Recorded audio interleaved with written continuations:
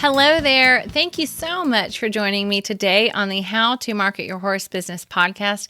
I am so glad that you're here, especially because we have a friend joining us. We have a guest, which I will tell you about in just a few minutes. But in case we're new friends, I'd like to say hi. I am Denise Alvarez, the host of the How to Market Your Horse Business podcast, and I'm so glad you're here. Now, just in case you don't know, I do have a marketing business for horse business owners called Storm Lily Marketing, where I help horse business owners like you create and implement effective website marketing strategies. My goal truly is to help you build a sustainable horse business so you can be out in the barn doing more of what I know you love to do. And I know not everybody loves marketing, which is why I'm here. I will provide you with step-by-step strategies and basic how-tos so you can see what's possible for your horse business with marketing, but also so I can help guide you through that process and help you make it happen. So that's why I'm here, because today we're going to be talking specifically about how you can get ready for your next equine photo shoot. Now, you've probably heard me say before that photos on your website are super important, especially high quality photos. So when my friend Catrina was inside of our How to Market Your Horse Business Facebook group, which P.S. if you're not there, you are invited, and I will link to that in our show notes. Catrina was there sharing some of her photos because we were talking about asking everyone in the group what they do and what their business is.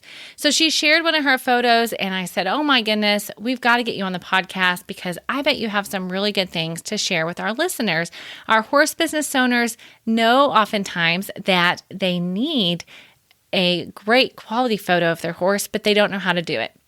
So in case you are ready for your first equine photo shoot, or perhaps you already have one set up because you know the importance of it and you do it on a regular basis, this episode is going to help you prepare.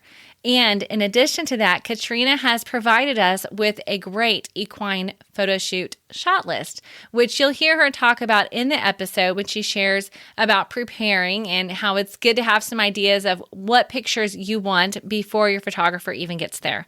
But again, we'll get into that inside of the interview. So without further ado, I'd love to introduce you to Catrina Williams. As I said, she's an equine photographer. You're going to love her, and I will be sure, of course, to link to her and her website and all the goods in the show notes for today's episode, and you'll be able to get that at stormlilymarketing.com/15 or at stormlily.com/15. So without further ado, let's jump into the interview. Hey, Catrina, thank you so much for being on the podcast today. I am so excited you're here with me. Thank you so much for having me. I'm excited to be here. Now, as I told a little bit about you before we started out, but I didn't really tell them much about your background and how you got into equine photography. So share a little bit with our listeners about how you got into this and how'd you get this expertise, and especially how'd you get into doing horses? Well, I guess we could say it all started back in my days of swiping my parents' disposable cameras and lining up my Breyer horses outside and taking all the exposures with them, and then getting really frustrated when my pictures didn't turn out exactly like I wanted when they finally got those prints developed. Yeah, back in the day, huh? Back in the day. I mean, we're talking when I was like 11 years old, I was doing this. That's awesome. So as I got older, I really I upgraded my cameras every time I could think of, and eventually got a camera that I thought was decent enough, and I was taking pictures good enough that I was like, wow, these are, I was getting a lot of really good feedback from my friends, and I was thinking this was something I could possibly pursue as a career. That's awesome. So you've been doing that. So tell us a little bit, are there certain areas of equine photography that you tend to focus on or that you enjoy the most? I am really drawn to horse show photography, black backgrounds, and really capturing people with their horses, like just people in horse portraits. Those are really my favorite areas. Okay, awesome. So everybody listening, so that you all know, I actually met Catrina in our Facebook group, How to Market Your Horse Business. So if you're not in there, do get in there. She's one of the great horse business owners that is in that group. And as she and I were talking inside the group and she shared what she did, I said, oh man, you've got to get on the podcast because I know that our listeners have some questions and that she can answer some of those questions. And so today we are going to specifically talk about how you can get ready for your next equine photo shoot. So it's a little more than just calling somebody up and giving your horse a bath and saying, okay, what do you want us to do? If you really want to get the best quality, the best possible photos that you can get from your equine photo shoot, then you're going to want to put in place some of these tips that Catrina has for us today. So I'm so thankful. Thank you for being here and for being willing to share your expertise. I know this is really going to benefit our listeners so much. You are so welcome. Okay, Catrina, let us know, what is our very first tip that we need to pay attention to get ready for our next equine photo shoot? I would say our first tip would be to ask the right questions. You want to make sure you're asking your photographer about their style. You want to make sure their style matches with what you have in mind for either your website, the portraits you want to hang on your wall. You want to ask them if they have any ideas for outfit choices, if they have a particular style. They might say that certain outfits work better than others. Okay, so you said to ask them about style. Can you share a little bit more? Some people, they're not super into photography. They just know they need to get some really good pictures. And so when a photographer says, okay, tell me what kind of style you're wanting, they're like, I don't really know. What are my options? So when you say style, elaborate on that a little bit. What do you mean? So when I think style, I'm thinking more your outfit choices. Are you wanting these to be very high-end images with your ball gown and your horse in their finest tack, which I have seen before and are beautiful? Or do you want to be in your show clothes? Do you want to be in your casual riding attire? Do you have something else in mind that you think would work? And asking your photographer what they think would really help, because if you have a photographer that's kind of a Western-based photographer and you want to go out there in your ball gown, that might not really match with their style. So it's important to ask them these questions and make sure that that's going to fit with what they have in mind and what you have in mind. You also want to ask them where they plan on shooting around their farm. If you want them to come out ahead of time and scout the location, if you need to do any clean up around your barn. They may not even want to use your barn. They may want to just be out in the pasture the whole time. You need to ask them how long this photo shoot is going to last for, so you can plan accordingly, whether you need to have your horse fed ahead of time or not, because we all know what happens if we interrupt a horse's regular routine. Ask them if you're going to be able to do some outfit changes, if you have time to change tack, if you're going to be able to do different scenes, just stuff like that. No, that makes perfect sense. I think that tip is really good because what you're doing is setting the foundation for the expectations. So we all walk into appointments, whether it's a photography appointment or not, with an expectation of how it's going to go. However, the other person might have a different expectation. So asking the right questions allows you guys to get on the same field. So when you show up, then you know what's going to happen. There are no surprises. That's the goal with asking the right questions, I think, is alleviate surprises. Exactly. Perfect. Exactly. Okay, that makes perfect sense. Okay, so we want to ask the right questions. What's your next tip for us?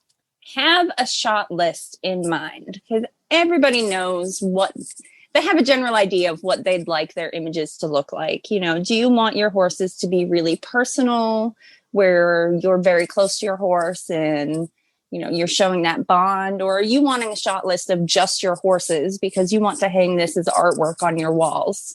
If it's for your website, you need to know what areas you're trying to showcase on your website. So having a shot list is really going to help, especially if, say, you're a boarding barn. You're going to need to say, okay, let's set this up so that you see my big, beautiful barn. I want my horses out in the pasture. Then let's get some horses up close. Let's really show off my facility. And just have a list of ideas that you have. And the photographer is going to bring their ideas for a shot list as well. But just to make sure you don't miss out on any shots that you were thinking of, it's a really good idea just to write everything down that you're thinking, and your photographer will thank you for that. That's a super good point. Now, do photographers typically like to have those ahead of time, or should you just be ready when they get there and say, okay, here's the list of things that I'd like to do? It's great to give that to your photographer ahead of time so that they have time to plan that. If they already have a flow when they work, implementing your ideas is going to be a lot easier if you give them that list ahead of time. Okay, that makes perfect sense. So, if possible, send a shot list to your photographer ahead of time. And shot list, by the way, everybody, is just obviously a list of the pictures that you are hoping that they'll be able to take. Tell me this, Catrina. Do you like it? Do photographers typically like it if we send pictures ahead of time and say, hey, I saw this on this person's website, or I saw this on Facebook, and I like these ideas and I like these poses. Can we do the same thing? How do photographers tend to like that? I love getting inspiration photos because then I really know exactly what my client is looking for. And it makes it a lot easier for me to do my job when I know exactly what the expectations are. Okay, perfect. So if possible, I know I had a photographer one time. She shared a Pinterest board with me and she said, okay, save your inspiration to this Pinterest board and we're going to share it. And that way I have an idea of what you like ahead of time too. So in case anyone's out there is into Pinterest and likes to do that, that could be a helpful way to do it. It okay. is. All right. So tell us our tip number 3 for getting ready for our equine photo shoot. Now, this may seem like a no-brainer, but groom your horse ahead of time. If you're going to have them braided, make sure they're braided and ready to go. Make sure they're clean.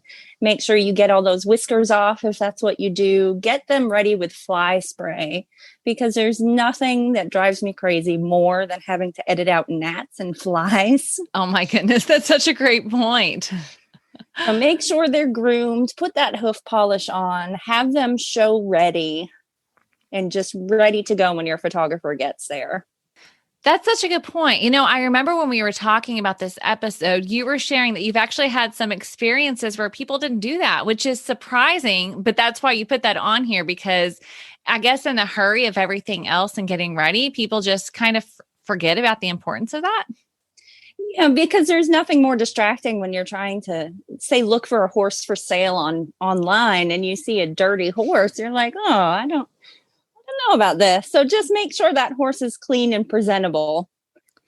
You bet. Yeah, that makes perfect sense. So get your horse ready. And I think the biggest thing here too is you're saying before you get there. So beforehand, yes.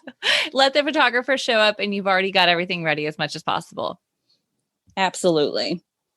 Okay, awesome. So we've got ask the right questions. We've got have your shot list in hand and groom your horse. What is next? We want to make sure we choose the right tack. That neon show halter that you have might be cute for around the barn, but it does not photograph well. You want to choose tack that is neutral in color, that doesn't take away from the horse itself. You want to make sure things fit properly. And this is all things you want to check beforehand. Make sure your tack is clean. Having a nice leather halter, a leather lead rope, like you would get them ready for a halter class.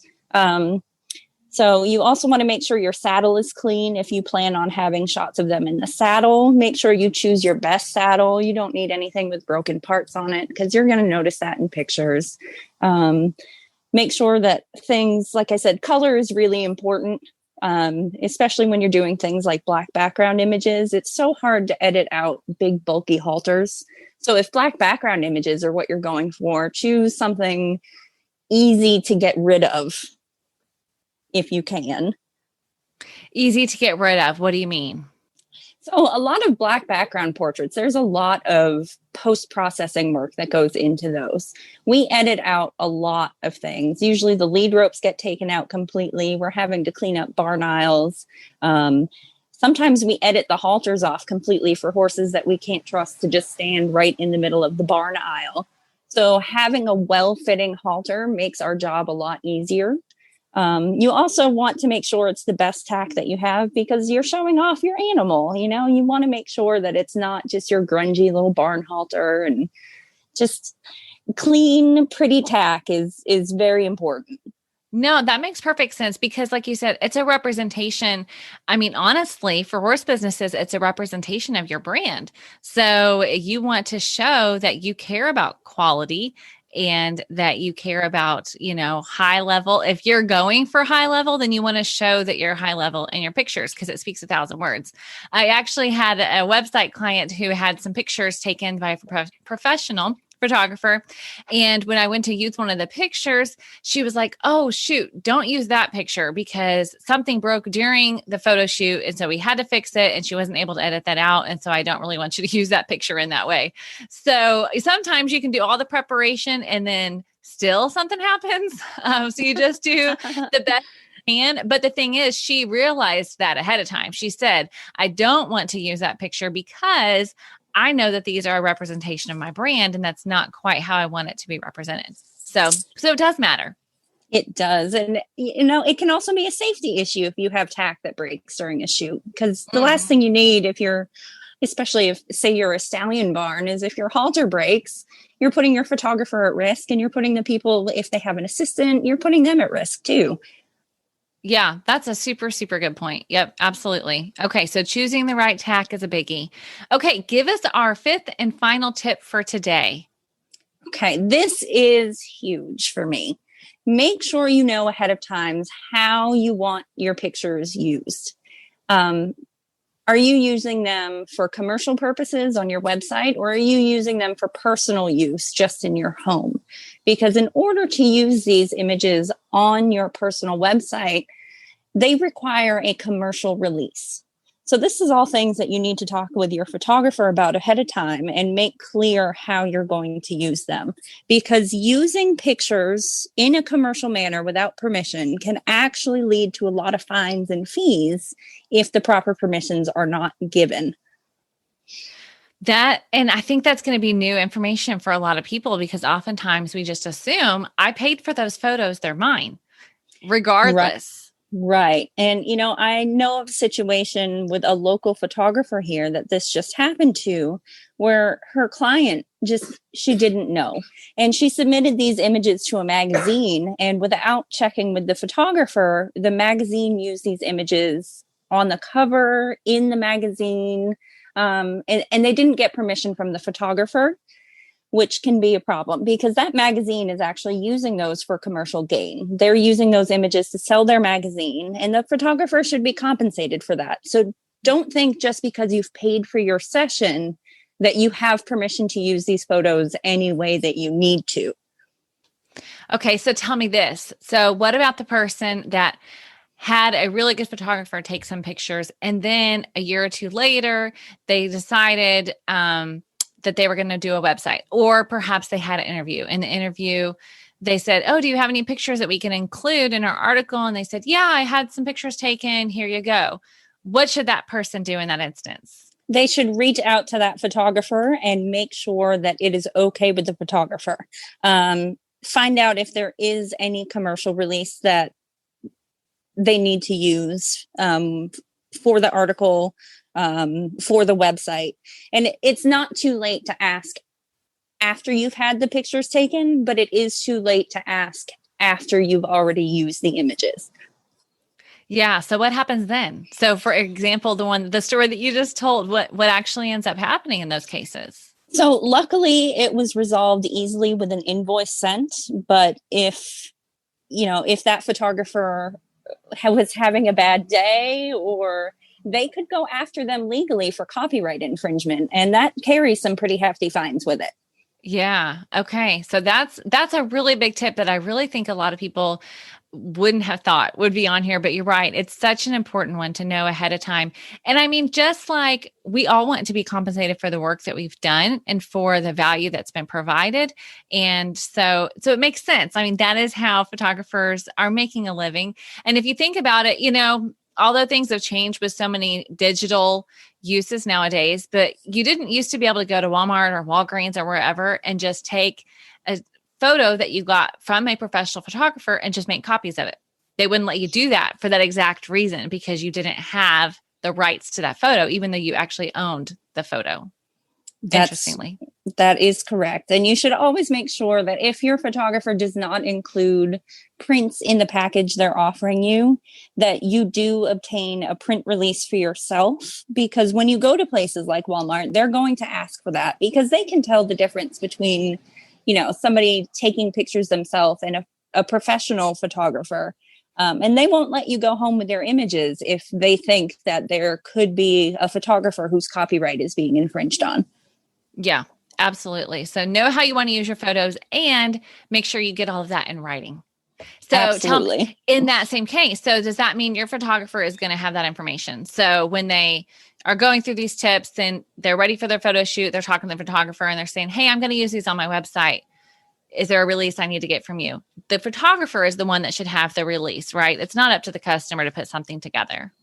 That is correct. Every photographer should have in their arsenal a list of different releases that they have. The two that I use the most are the commercial release and just a print release.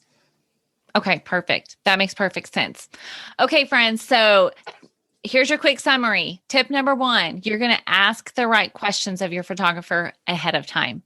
And then you're going to put together a shot list and you're going to share that ahead of time, ideally, but also go ahead and print that out and have it in hand too, because it'll just be nice to have. And then number 3, make sure you are grooming your horse above and beyond. Go above and beyond because you're investing in these photos and you want it to look spectacular. Number 4, you're going to choose your right tack. And again, it's a representation of your brand. So choose the tack that's going to best represent you and make it easy for your photographer if they're having to edit things out. And then finally, know how you want to use your photos ahead of time. Be proactive as much as you can.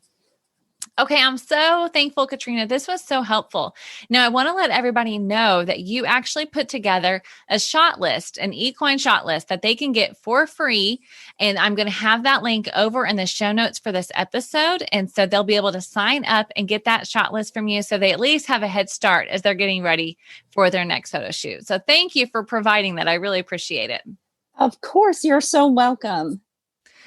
Okay, is there anything else before we go that you would like our listeners, your fellow horse business owners, to know about how high quality horse photos can really help them build their business? Pictures sell everything. You as a website designer, I'm sure you know that high quality images are what drive sales on a website. So you want to make sure that you are set up for the best possible pictures you could have. Because as we know, browsing through looking for sale horses, if you see one horse of equal value whose picture has been taken with a cell phone and another horse of the same value who has had professional photos done, you are probably going to go with the horse that has the professional photos done, even though the horses are probably pretty similar. That's a great point because value is subjective too. On paper, it might have the same value, but when they're looking at them side by side, all of a sudden that one with professional photos has increased in value, Of course. Of course. Okay. So how can everyone find you online? What's your website? What's your social media? You can find me online at KatrinaWilliamsPhotos.com. You can find me on Facebook at Catrina Williams Photography, and that is Catrina with a C. Okay, perfect. Well, thank you so much. I'm so glad you were on here and sharing those tips. And I am really sure that our listeners are going to be so grateful and are going to put all of these things into practice. So I appreciate it. I hope I've helped some out.